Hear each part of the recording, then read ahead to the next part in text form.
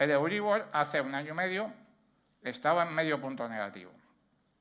Hoy ya ronda el 4%, en una subida rapidísima y absolutamente histórica. ¿Esto qué significa? ¿Esto qué supone?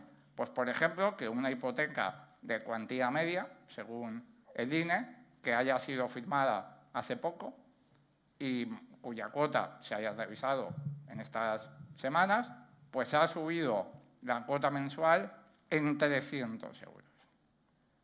Una subida del 56% en solamente un año y medio. ¿Cuántas familias trabajadoras pueden aguantar que se aumente 300 euros la cuota de la hipoteca y aún así poder llegar a fin de mes? Pues yo creo que es evidente que hay millones de familias que no pueden asumir este incremento. Al mismo tiempo que ocurre esto, al mismo tiempo que las familias son machacadas con una subida brutal en la cuota de la hipoteca, el sector bancario ha obtenido en el primer trimestre de este año un beneficio de alrededor de 5.700 millones de euros, que es un 14% más que en el mismo trimestre del año anterior. Es decir, los bancos no solamente se están forrando con esta situación, sino que cada trimestre que pasa se forran todavía más, todavía más. De hecho, en la prensa Salmón, si leéis la divertidísima prensa Salmón, sus directivos, los directivos de la banca, lo reconocen abiertamente, confiesan sin rubor que estos beneficios obscenos se deben a la escalada abrupta en los tipos de interés. Lo reconocen abiertamente. Pero bueno, diréis, por lo menos estarán colaborando de alguna manera los bancos para mitigar el impacto de esta subida de cuotas en las familias. Pues no, pues no. El beneficio que acabo de señalar se ha producido estando ya en vigor, el impuesto extraordinario a la banca que puso el Gobierno de coalición a finales de 2022.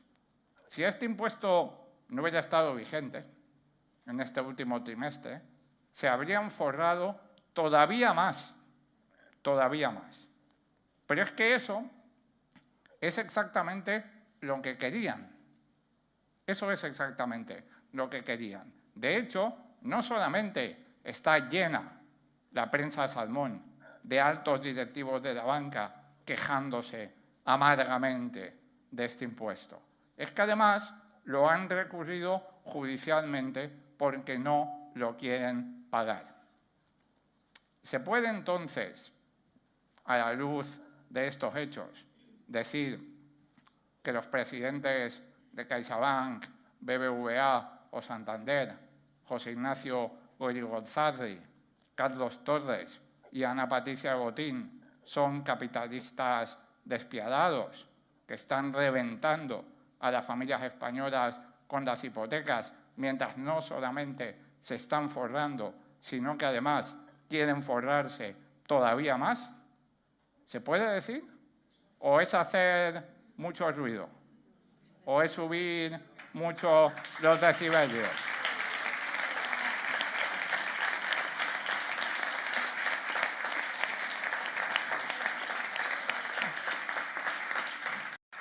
Bueno, pues yo no sé si es ruidoso o no, pero es la puñetera verdad. Es la puñetera verdad. Por eso ayer, como decía antes, nuestra secretaria general, Yone Belarra, anunció una medida para proteger a las familias españolas de estos buitres. Una medida que paso a detallar para ya concluir mi intervención. Básicamente consiste en multiplicar por 2 el impuesto extraordinario a la banca que el Gobierno estableció a finales del año pasado. Porque a la luz de los datos que acabo de comentar, pues es evidente que el Gobierno se quedó corto. Es evidente. Se trataría entonces de pasar del 4,8% actual a un 9,6%. Dado que los beneficios de la banca no paran de aumentar, pues esto es perfectamente viable, perfectamente viable. Con los ingresos adicionales, proponemos además que el Estado constituya un fondo de responsabilidad social.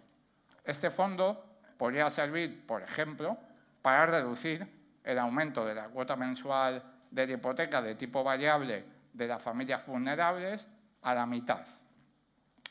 A esta nueva medida añadimos otra que ya propusimos y en la que queremos seguir insistiendo, porque el PSOE no ha querido aceptarla.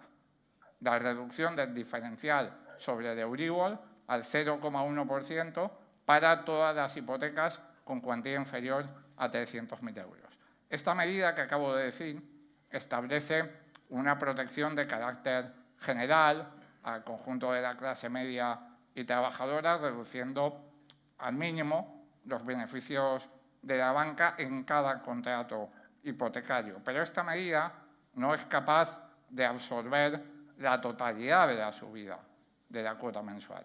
Por eso, el fondo que he comentado antes permite sufragar ayudas adicionales a esas familias que estén en situación de especial vulnerabilidad.